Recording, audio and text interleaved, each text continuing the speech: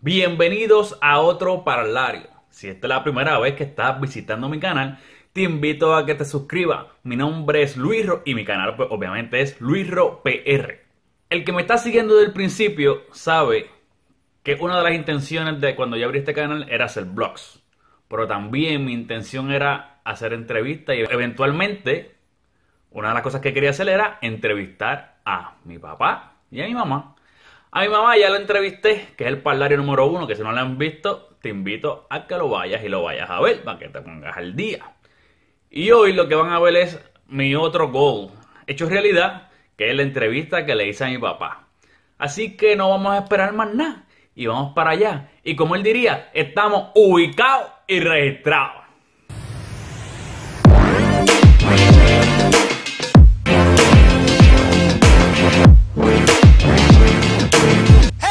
Bienvenido a otro episodio de Parlario. Hoy tengo como invitado a una persona muy especial que creo que si él no existiera, yo no estuviera aquí.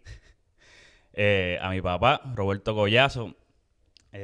Papi, bienvenido aquí a este invento que yo estoy haciendo aquí en YouTube. Bueno, gracias por invitarme. Vamos a ver cómo salimos aquí en esta primera entrevista que me hacen a mí. Papi, para el que no te conoce, que eso es bien raro, ¿de en qué pueblo tú naciste y en qué escuela te graduaste? De la high school. Bueno, me digo escuela, me refiero a la high school. Nací en el pueblo de Fajardo, eso fue lo único que hice, nacer. He vivido toda mi vida en Naguabo y estuve en la Rafael Roca de Naguabo. ¿Y en qué año fue que te graduaste? En el 1970. 70.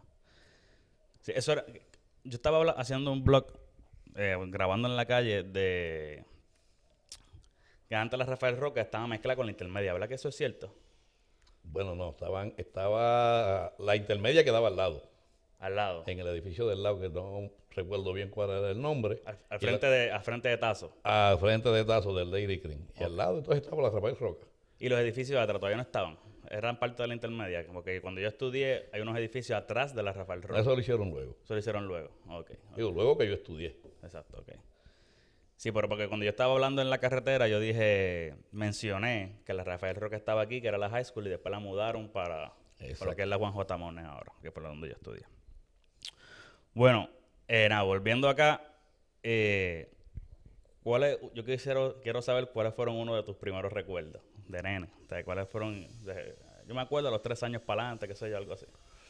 Bueno, me acuerdo de 4 años en el sentido de que en el 56 fue la tormenta Santa Clara y yo me acuerdo que me llevaron a casa de mis tíos más abajo, en casa de Jacinta, porque la casa de allá era más segura y me acuerdo por la mañana cuando regresábamos que todos los pinos de ahí al frente estaban en la carretera. Eso es... Y ahora, más o menos fue el mismo efecto cuando viste a María? ¿O María fue mucho más...? No, María fue mucho más impresionante. Y en términos míos, acuérdate que trabajé en el departamento de bomberos y nunca una tormenta yo la había pasado en mi casa, porque siempre nos activaban para estábamos en el trabajo. La primera tormenta, huracán que yo paso en mi casa es María. Wow. ¿Tú eras popular en la escuela? ¿La gente te conocía? Sí, me conocían. Me conocían bastante. Sí, me conocían bastante. Yo escuché por ahí una historia que decían que tú cuando ibas, creo que fue en la high school, te pasabas con un maletín, un bastón y el cachimbo cuando estás en la escuela. Eso fue grado 11, grado 12. En la escuela intentaron en una ocasión poner el uniforme a los varones. Pantalón negro, camisa blanca, corbata. Eso empezó y se cayó seguida. A mí me gustó la idea y siempre me mantuve igual. Yo iba con mi camiseta blanca, a veces iba con corbata y entonces tenía un maletín para cargar los libros y ahí entonces le añadí el que siempre andaba con un paraguas y en grado 12 empecé a usar el cachimbo. Sí, yo decía, tú eres Roberto Collazo. Yo me acuerdo cuando él estaba en la escuela que iba así asado y que era un good looking. Eso es lo que dicen, tú sabes. Bueno, ya eso lo opinan los demás. Papi, esta pregunta que te voy a hacer, yo sé que mucha gente la quisiera saber. ¿De dónde salió el ubicado y registrado? Pues mira, si tú supieras que ni yo mismo tengo la idea, en el sentido de que aparentemente en un momento dado, yo tiré esa frase, ubicado y registrado. Y entonces después, cada vez que veía a alguien o me hablaba a alguien, pues salía ubicado y registrado. Hasta un momento dado en que se constituyó que hay gente que me conocen por el ubicado y registrado. Sí, sí. Incluso a mí, a veces, yo estoy en la calle y ya saben que soy hijo tuyo. Y me dicen ubicado, y yo, pero ya tengo que, como que obligación contestar registrado. Yo he estado fuera de Naguabo y hay personas que me han visto y que no están seguros si soy yo. Y la forma de ellos saber si soy yo, me gritan, me dicen, ubicado y registrado. Saben que si es Roberto Collazo, va a mirar, va a mirar. Sí, y eso me pasó visitando a mis papás allá en Miami. Sí, sí. Eso es como le llaman esa es tu marca allá, por decirlo así. Esa es tu marca, tu eslogan. Me imagino que el día que no esté en este mundo, en la tumba dirá así mismo, ubicado y registrado. Pues no más vale, ¿verdad? Ya está grabado, eso ya está grabado, bueno, así que eso tiene que ir así ya. Cuando tú eras niño, ¿a qué era que tú querías dedicarte? ¿Qué sabes? Cuando éramos, aunque ya hayas hecho otra cosa, pero cuando nene, ¿qué tú querías como que hacer? Los pensamientos de qué quiero ser cuando sea grande. Ajá, sí. Pues mira, no tengo así mucha la idea, pero tú sabes que cuando uno es muchacho, lo más que uno quiere ser o es bombero o es policía. Esas son las cosas que siempre están en la mente de uno. Quizá la cuestión de ser policía, por los uniformes, porque lo ve uno con un arma encima y qué diablo. Y son cosas llamativas. Cuando en mi época uno respetaba un montón a la policía. Y quizás y fíjate, logré ser en parte lo que quería hacer, porque estuve 30 años trabajando en el departamento de bomberos. Pero antes de brincar de bombero, yo tengo entendido que tú estuviste en comercio en la escuela, en la high school, ¿right? Estudié comercio. Sí. Y cuando salí de comercio fui a trabajar con los Roy. Y me ayudó porque una de las cosas en que trabajé fue de auxiliar de listero y la cuestión del comercio me ayudó mucho.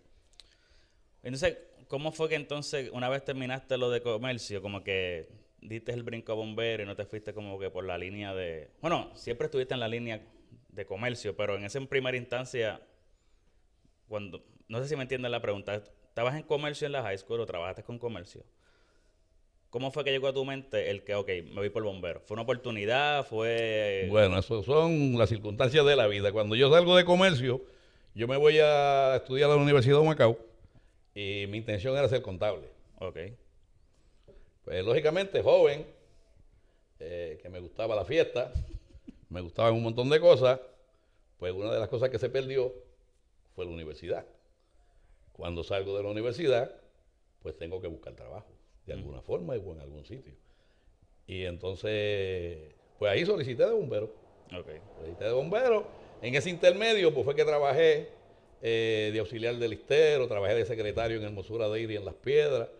Y en ese intermedio, después de 2 años que había solicitado, es que entonces me llaman y empiezo a trabajar en el cuerpo de bomberos. Okay. ¿Fue una buena experiencia a través de los años trabajar para el cuerpo de bomberos? Oh, sí. Y como ahí tuve distintas facetas en las que me envolví. Y yo pues cuando me envuelvo en una cosa me doy. O sea que tuve la oportunidad, fui vicepresidente del sindicato de bomberos, que ahí pues uno aprende un montón de cosas. Estuve en extinción 15 años. Después de los 15 años en extinción pasé a la división de prevención de incendios. Y en la división de incendios, pues, de la división de prevención de incendios, ahí pues uno conoce mucha más gente, porque entonces ya uno está en la calle visitando negocios, conoce aquí, conoce allá. Inclusive hay un montón de gente que me conocen que yo no sé quiénes son y a veces me hablan y me dicen, mira, que tú me inspeccionaste el negocio. Bueno, a mí, a veces yo estaba en la calle por ahí, corriendo bicicleta por el pueblo escapado. Y entonces era como que complicado esconderse, en el sentido de que había gente que sabía que yo era hijo de Roberto Collazo, pero yo no sabía que ellos conocían a papi. Y dice, me enteré que estuviste, pero ¿cómo rayos? Y era gente que conocía a todo el mundo, pero nosotros no sabíamos que... Sí, eso era así, y era una época en que la persona mayor que te conocía y conocía a tus hijos, velaba tanto por tus hijos como tú. Si te veían en alguna cosa donde entendían que no era lo mejor, tú puedes estar seguro que venían derechito a decírselo al papá. Y eso... Bueno, no sé. Ahora todavía estoy acabando de empezar a ser papá. Yo preferiría que no contaran nada, que no lo choteen. Todavía estoy en el nivel de que soy el hijo de que no lo choteen. O sea, qué bueno que se ha perdido esa costumbre. Sí, pero cuando ellos lleguen en No, una no, pero etapa, yo entiendo. cuando lleguen a la etapa Sí. de 16, 17 años, donde ellos van a estar en la calle con menos supervisión tuya, porque entonces ya ellos van a estar Sí, sí. en unas etapas donde quizás tú no vas a estar tan directo con ellos, te va a interesar de que, Sí, sí, alguien, no, te, obviamente, pero que eso- alguien te diga qué está pasando. Por eso digo, yo todavía estoy empezando como papá. Cuando a lo mejor ya Matías tenga ya sus añitos, ahí yo voy a parar a tratar de hacer lo mismo, obviamente, para checar, supervisar.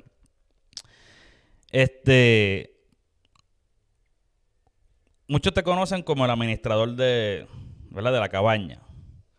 Yo quisiera saber cuáles son los pros y los contras de estar al frente de un comercio, de un negocio, de esa dinámica.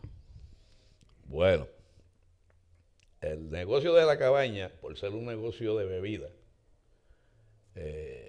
Si puedes pegarte un poquito más acá. trae muchos detalles importantes, detalles de amistad, de gente que tú conoces. En algunos momentos puede ser detalles de diferencia en el sentido de que el quien está ahí, pues, su mente no está tan clara en el sentido después de darse varios tragos. Una vez en una ocasión me decía una persona que trabajaba en negocio, me decía, mira, Robert, la persona que está ahí atrás tiene que ser hasta casi psicólogo. Y en el trayecto de estos 33 años que yo llevo en la cabaña, pues tú te das cuenta en el sentido de que a veces te llega gente que inclusive llevan montones de años que no beben y tú los encuentras raros dándose un trago. Y cuando tú empiezas a dialogar con ellos, te das cuenta que es que hay una situación en su vida que lo ha llevado a darse un par de tragos, no porque quieren disfrutar, sino porque tienen una presión. Y a veces en la medida en que empiezan a hablar contigo, pues quizás hasta tú mismo puedes ayudar en que aminoren un poco esa presión que tienen encima. Sí, sí, como dicen, la válvula de escape vaya por lo menos drenando esa válvula. Cuando te casaste con mami o desde antes que te hayas casado con mami, ¿qué significaba para ti tener hijos? ¿Estaba en tu mente tener hijos o eso era algo pues que cuando me casara, viniera o siempre estuvo en tu plan? No, claro. Uno piensa en que en algún momento dado de su vida uno se va a unir a una persona y que es para tener una familia. Y una vez te casaste, ya tú estabas como que, ok, ya nos casamos, estamos ready para tener hijos. Eso ya estaba... O dijo, no, vamos entonces a aguantarnos. ¿Cómo fue la...? Bueno, acuérdate que cuando uno empieza una etapa matrimonial joven, las circunstancias económicas a veces no son las mejores. Tú estás quizás empezando a trabajar. En el caso mío yo no tenía una casa. Y entonces ya tú empiezas a planificar cómo tú tener unas cosas antes de tener tus hijos. Esos a veces llegan sin tú tenerlos planificados. Pero lo primero que uno piensa es en estabilizarse para entonces tener el hijo, porque entonces así tú le puedes dar también más estabilidad a tus hijos.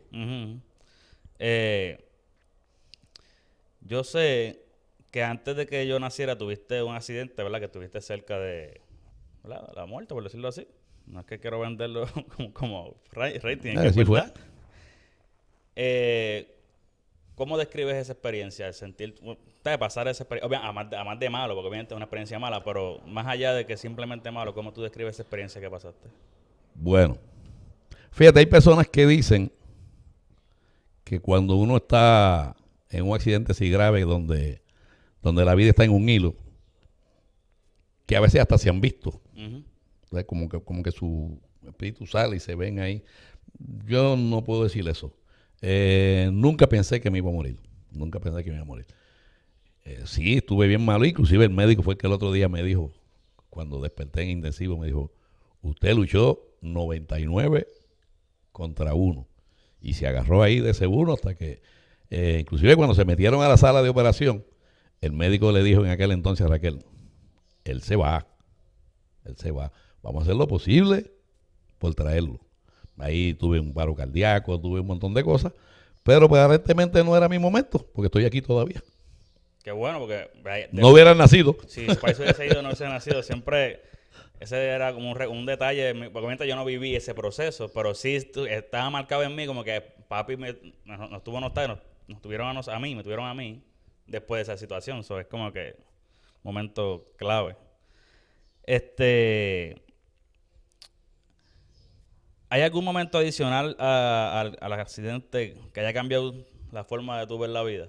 Algo que te haya pasado que te hizo ver la vida de otra manera. Bueno, yo he pasado por varias cosas en la vida, inclusive pues fueron, después de ese accidente, como 8 años más tarde tuve otro donde me fracturé el fémur y estuve inclusive 3 meses en silla de ruedas y qué sé yo qué. Y después lo otro que más me impactó a mí mismo, pero lógicamente siempre pensando positivo, fue cuando me dijeron que tenía cáncer. Ok. Ya que mencionas eso, yo tengo una pregunta aquí relacionada con eso. Y... A ver, ¿dónde es que está?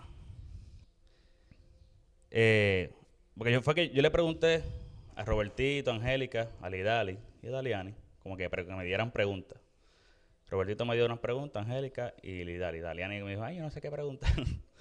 Y Robertito tenía esa pregunta. Yo la disfracé porque yo no sabía si de usar la palabra cáncer tan abierta. No sé cómo era en tu mente respecto al público. Anyway, yo dice, ¿cómo te sentiste cuando te dijeron del problema de salud del hígado, que fue donde fue ¿Cómo fue? Bueno, fíjate, cuando eso se descubre, yo voy a hacerme unos exámenes de rutina. En esos exámenes de rutina, el internista observa que hay algo en el hígado, de ahí me manda a un gastro y del gastro me manda a hacer un examen donde se notan los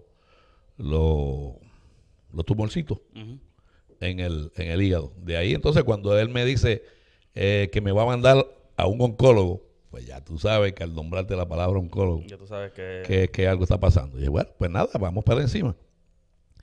Vamos al oncólogo, cuando me hacen, que sí se determina de que tengo la cuestión es cancerosa, pues envían entonces al cirujano. El cirujano cuando llego me pregunta qué yo tengo. Pues yo le dije, bueno, tengo unos quistecitos ahí en el hígado que en aquel entonces él me dice, ¿con quién usted anda? Yo le dije, bueno, yo vivo solo, ando solo. Pues me dice, pues yo le voy a decir, usted no tiene quistecito, usted no tiene tumorcito, usted no tiene nada de eso, usted lo que tiene es cáncer en el hígado. Ya los médicos te hablan. Sí, bien claro. Yo me acuerdo que lo que yo le dije a él fue, bueno, ya usted me dijo lo que tengo, ahora dígame cómo lo vamos a solucionar. Ahí entonces que me dice, bueno, tiene la ventaja de que está en el hígado es el único órgano que se reproduce, vamos a ver lo que hay. Me dijo, como quiera que sea, lo que yo te voy a hacer es una biopsia. Ahí vuelve y me pone en confusión. Y digo, doctor, ¿cómo es eso de que una biopsia? Y me dijo, porque cuando yo te abra, si yo veo que picarte un pedazo de hígado no te adelanta tu vida, yo te voy a cejar y te lo voy a decir. Yo me acuerdo que en ese momento yo le dije, eso usted jamás a mí me lo va a decir. Así que vamos para encima, vamos a la operación, que si Dios permite yo voy a salir muy bien. O sea, nunca pensé, cuando me lo dijeron, de que iba a ser algo que me iba a llevar la vida.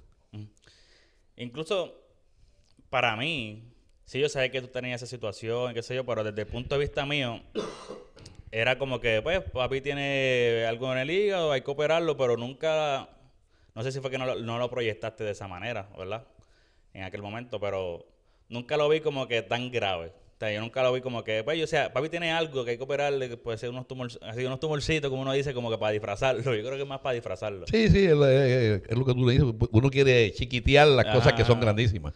Pero en cierta manera, gracias a Dios, estaba un área que no era más fácil de resolver. No tuviste que coger tratamientos así. No, porque cuando me operan, y yo después hablo con el médico me dice, mira, yo entiendo que cortamos donde había que cortar. Porque supuestamente ellos después echan como unas tintas que si hay ramificaciones hileritas, se pueden ver. Y él me dice que eso nunca se marcó.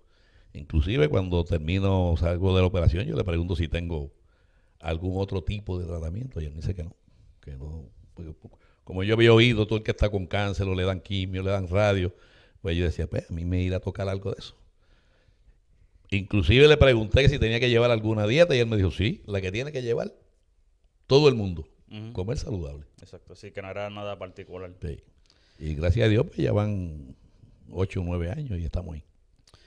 Bueno, ya que brincamos a esa pregunta que era de Robertito, vamos a seguir con las preguntas de ellos. Otra pregunta que hace Robert, o Collazo, como lo conocen por ahí, ¿cuál es el momento más feliz de tu vida? Eso también la preguntó Lidali, también la mencionó.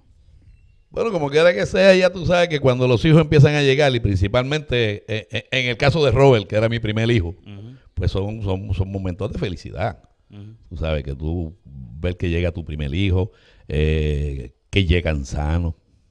O sea, que gracias a Dios me ha bendecido en ese sentido, ujú. de que mis 5 hijos son 5 hijos sanos. Esos son momentos de felicidad siempre. Ok. Angélica pregunta, ¿por qué nunca te has afeitado el bigote? Pues mira, lo que pasa es que ya no estaba cuando yo me afeitaba el bigote. Yo acostumbraba antes, cuando estaba en la edad más o menos de 20 y pico de años. Cuando llegaba la despedida de año, yo me afeitaba el bigote y la chiva. Yo me dejaba la cara Clean. limpiecita. Ahí estaba un tiempito y me lo volví a dejar. Ok. Llegó un momento dado en que pues, el bigote como que me identificaba a mí como persona y nunca me lo Nunca te me lo lo volví a afeitar. Yo por lo menos no, desde que tengo uso de razón te conozco No. con bigote. Hace muchísimos años que no me lo afeito. Inclusive Este, joven me dice cada rato que por qué no me lo afeito, a ver si me veo que más joven, pero la juventud no viene en el bigote. y no, el bigote es la que cuenta la trayectoria. A ver qué más dice. Lidali dice aquí, si pudieras cambiar algo en tu vida, ¿qué cambiarías? Fíjate, yo creo que si volviera a nacer, volvería a ser como soy. Sí. Quizás he cometido un montón de errores, pero nada. Claro, me gustaría nacer con la experiencia que tengo hoy en día. Exacto. Dice, Lidali pregunta, ¿cuál es tu mejor manera de divertirte? O sea, qué es lo que tú haces para divertirte más, básicamente? Bueno, tú sabes que yo con el negocio tengo muy pocas oportunidades de divertirme, pero he aprendido a divertirme en mi negocio. Si te divierte tu trabajo. A mí mi trabajo me divierte, mi trabajo me encanta estar allí hasta el extremo que cuando hay empleados que están trabajando, a veces yo estoy allí sentado. Sí, sí. ¿Sabes? Y el compartir con la gente, eso es lo más que me gusta, estar en grupo, compartir con alguien, hablar de X o Y cosas. Y esa es una forma de yo divertirme. Bueno, pero quiere decir que estamos hablando aquí, nos estamos divirtiendo, ¿viste? Exacto. Sí.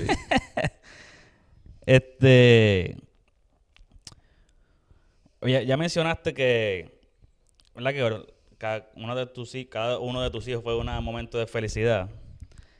Pero dice, ¿qué edad tenía cuando yo nací? ¿Y cómo fue ese día que yo nací? Hay que sacar fecha ahora. 19. Fue el 19 de octubre del 90. El 90, yo nací en el 52. Tengo como 30 y pico era, ¿no? Por ahí 30 y algo. ¿Y cómo fue ese día? ¿Cómo recuerdas el día que yo nací? El día que tú naciste, si mal no recuerdo, yo creo que estaba trabajando. Y cuando eso ya se sabía que yo era nene, ¿verdad? Para ese tiempo ya tú podías saber el sexo de nene. No. ¿No? No, ninguno de mis 3 hijos primero, yo sabía lo que venía. Ya vi lo que venía. Sí, era para ese Todos tiempo era fueron sorpresa. De nene, yo me portaba mal de nene. ¿Tú? Sí. Regular. Regular. Ok, pasamos para la próxima pregunta. ¿Cómo me visualizabas a mí como adulto? Y si soy como te imaginaba. O sea, cuando yo era nene, cuando me tocó, ahora soy adulto. Si soy como me visualizaba o soy diferente o como te salga la contestación. Pero como niño, pues no te podía visualizar como adulto. Pero ya cuando entraste en la etapa de escuela superior, pues empezaste a demostrar tu grado de responsabilidad, tanto en la escuela como fuera. Y te gustaba inventar, trabajaste, picaste pasto. O sea, buscaste siempre la forma de ganarte tu chavito y de demostrar de que eras una persona responsable sin faltarle a los estudios. Entiendo que eso fue una de las cosas que te ha llevado a donde hoy en día estás. Gracias a Dios, ¿verdad? A ver, ¿qué pensaste cuando supiste que me iba para Estados Unidos a vivir? Bueno, yo quisiera tener a todos mis hijos aquí, cerca. Pero tengo que pensar en el porvenir de ellos. Ujú, Y si estar al lado mío no es la mejor forma de ellos tener un buen porvenir, pues hay que dejarlos ir. ujú, Que vayan buscando su futuro para que, porque entonces ya tú vas a velar también, hoy tienes a Matías. ujú, Hoy en día, pues quizás tú pensaste de primera intención en ti. ujú, Que yo me quiero ir de aquí porque voy a ganarme buen dinero, que es lo primero que uno piensa. ujú. Me voy a ganar buen dinero y con el buen dinero pues voy a tener esto, voy a tener lo otro. Pero hoy en día me imagino que tú también estás pensando, pues bueno, yo quiero una estabilidad laboral porque en la medida que yo tengo una estabilidad laboral, pues tengo el futuro de mi hijo. Ujú, ujú. Sí, se mezclan otras responsabilidades adicionales. ¿Qué, qué es lo más que deseas para tus hijos, para todos tus hijos? ¿Qué es lo mejor más que tú deseas para ellos? No, que sean felices. Que sean felices. Porque que estén estables, que estén todo el mundo espera que estén en una posición económica bien para que puedan echar hacia adelante, pero una posición económica bien no necesariamente hace la felicidad. Ujú, O sea, lo importante es que ellos se sientan felices porque en la medida en que estén felices, eso mismo lo ayuda a conseguir las demás cosas que quieren. ¿Quiénes fueron o son tus modelos a seguir? O sea, hoy día o en un momento dado, ¿quién fue tu modelo a seguir en tu niñez, en tu adolescencia? O ya sea un familiar o alguien ilustre, qué sé yo, que famoso, no sé. No te sabría especificar exactamente en Exactamente. alguien, no. No. No. Ahorita hablaste de que te hubiese gustado como que, ¿cómo fue nacer? Pero bueno, que la experiencia de ahora, como la experiencia que tienes ahora, volver a nacer con esa experiencia. Pero yo tengo aquí una pregunta que dice, ¿qué consejo le darías a tu yo más joven? O sea, si tú estuvieses por ahí y te encuentras con Roberto Collazo como, no sé, ya a los 20, 21, la edad que tú creas, ¿qué le dirías con la experiencia que tienes ahora? ¿Qué consejo le darías? Bueno, quizás que evitara un montón de errores que no los voy a mencionar, No, está bien. pero errores que quizás fue la inexperiencia, el tiempo de juventud, el pensar a veces cuando uno es joven, uno se cree que lo puede agarrar todo y que todo está a las manos de uno Ujú, y no piensa en muchas cosas que uno tiene que deja perder. ujú, Pero el tiempo es el que te enseña eso.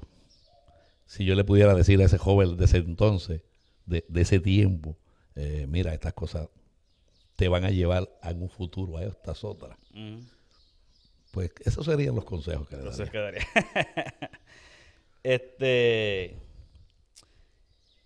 ¿Qué piensa de que yo estoy haciendo estos videos en YouTube, entrevistas y eso más o menos de lo que te enseñé un poquito ayer? Bueno, para mí es una cosa curiosa. Es una cosa curiosa. Ustedes son tecnológicos, yo no.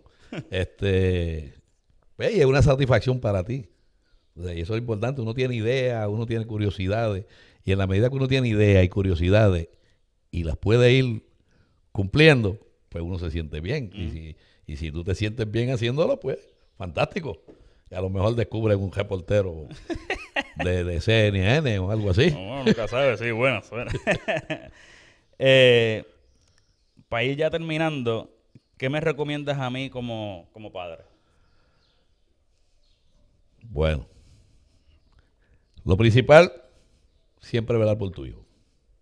Tratar de estar lo más cerca. Escucharlo. Siempre escucharlo. Quizá cosas que yo no hice. Ujú.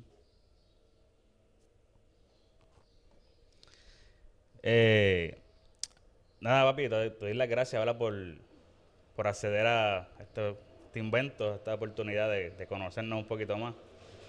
Y que va a tratar que lo... Ahora sí que hay un alboroto afuera. Lo mejor de esto es que un archivo que yo tengo para... A veces uno se tira fotos en despedida de año, cumpleaños y todo eso. Pero qué mejor que tener una conversación. Así que ya yo me entrevisté a mi mamá, ahora entrevisté a mi papá. Y les exhorto a las demás personas que aunque no lo graben, que se sienten, preparen una entrevista con su papá, con su mamá. Porque a veces hablamos mucho con las personas, pero no realmente nos sentamos a una conversación ¿verdad? A mostrar, más allá de hablar del día cotidiano, sino hablar de nosotros mismos. Así que nuevamente te doy gracias por acceder a este invento. Le doy gracias a ustedes por estar viendo esta entrevista, este parlario. Y acuérdate de suscribirte a mi canal Luis Ro PR y será hasta el próximo video.